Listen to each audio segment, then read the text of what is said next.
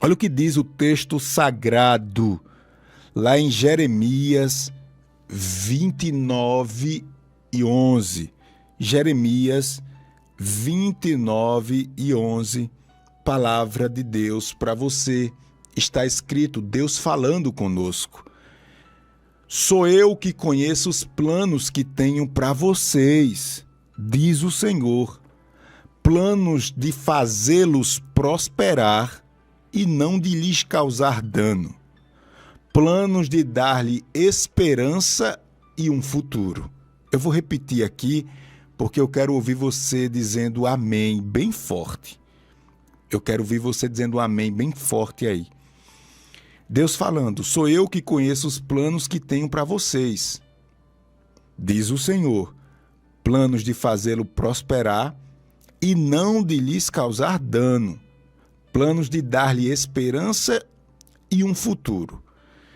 Meus queridos e amados irmãos, você, nós temos muitas promessas de Deus.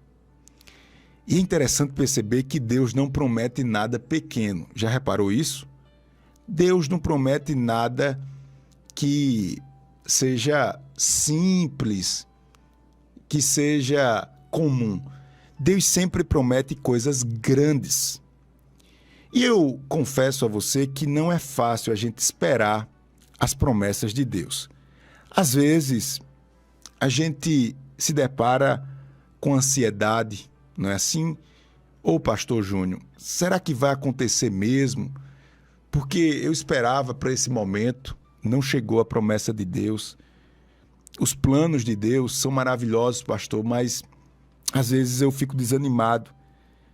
Às vezes até nós achamos que Deus esqueceu das promessas, não é assim? É, porque a nossa vida é de altos e baixos. A gente não é uma máquina não, né? E quando era mais novo, eu sofria muito com isso porque eu achava que eu era ilimitado.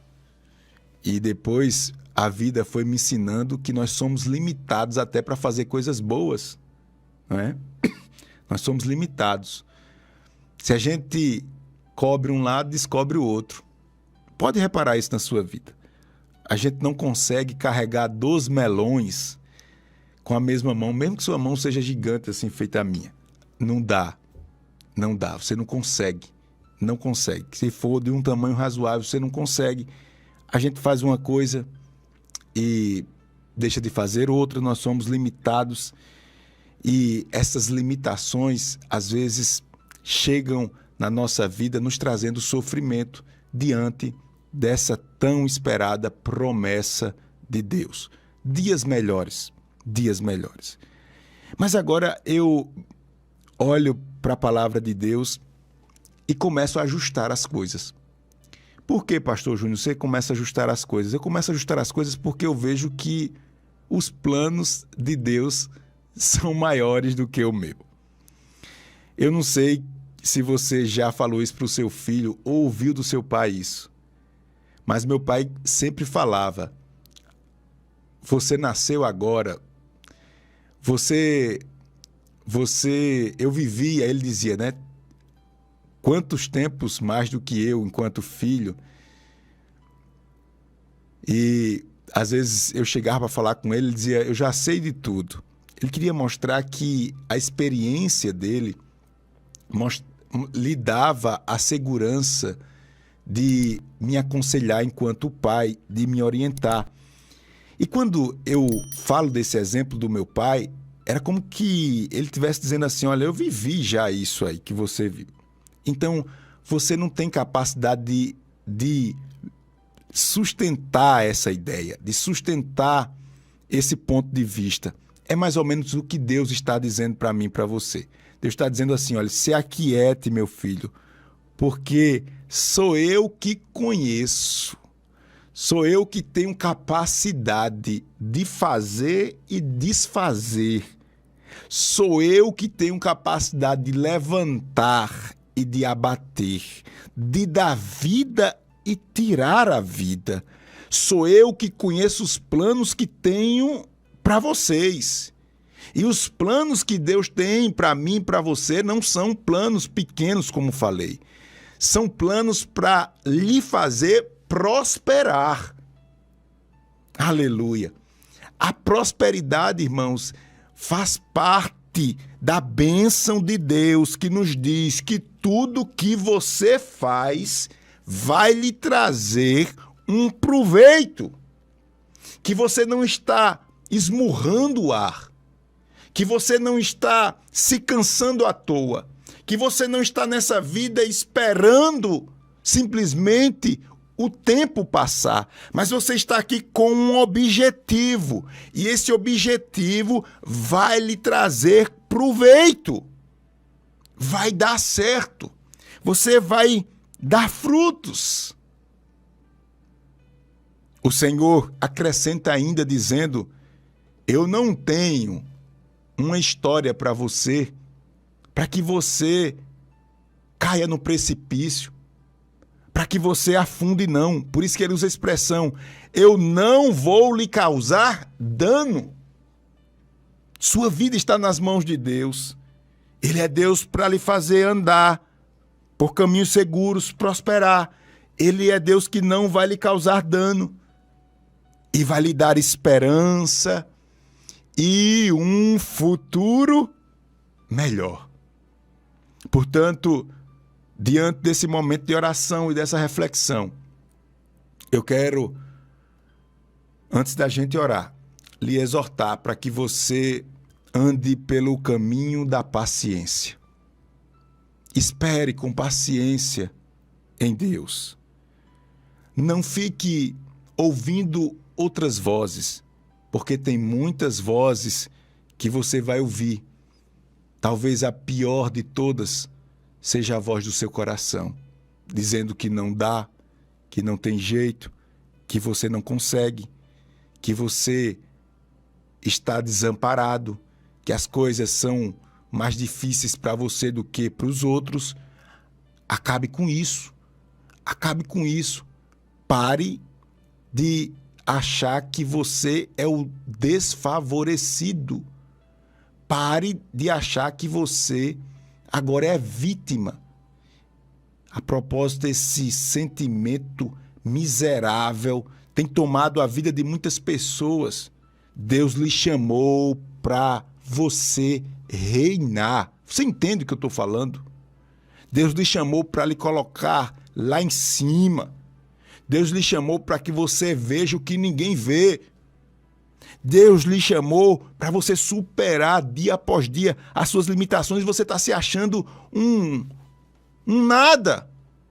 Não, isso não combina com a sua fé, isso não combina com o seu Deus. Essas promessas de Deus, tenha paciência. Tenha paciência. Não fique ouvindo as vozes do seu coração, não. Nem as vozes contrárias, não. Cuidado, muito cuidado com o que você vê. Se você está em Deus e quer Deus e vai orar conosco, é porque você crê no poder de Deus. E o poder de Deus não é visível aos olhos humanos. Então eu lhe digo aqui com toda a convicção do meu coração: não seja guiado pela aparência.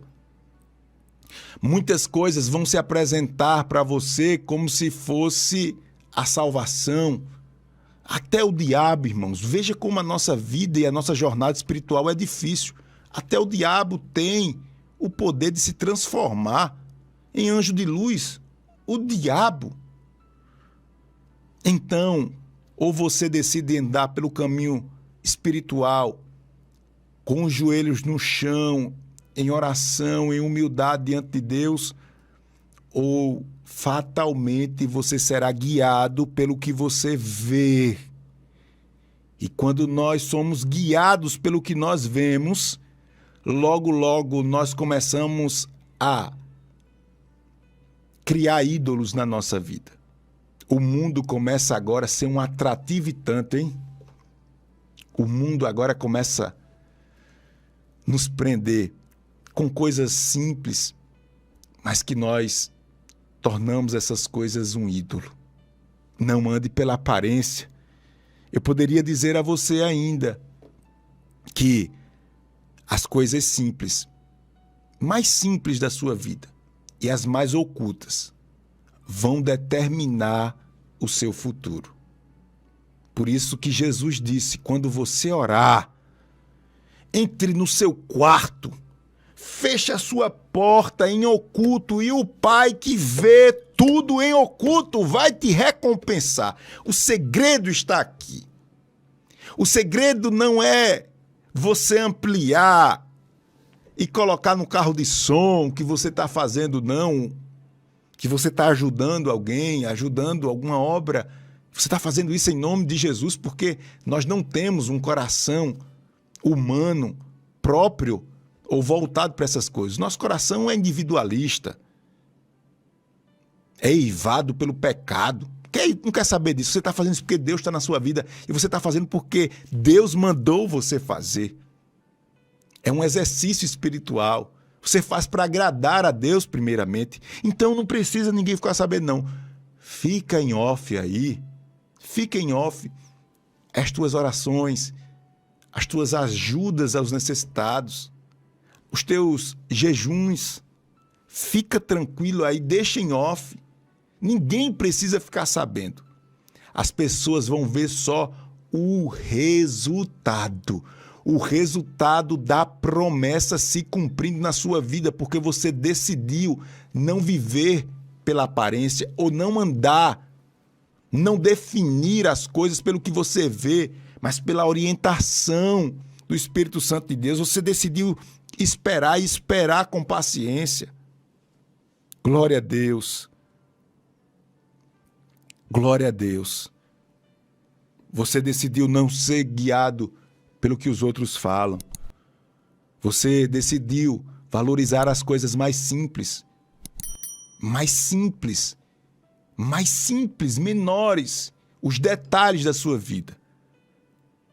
Portanto, meu querido e amado irmão, sou eu que conheço os planos que tenho para vocês, diz o Senhor, planos de fazê-lo prosperar e não de lhe causar dano, planos de dar-lhe esperança e um futuro. Se você entende e recebe essa palavra, diga amém.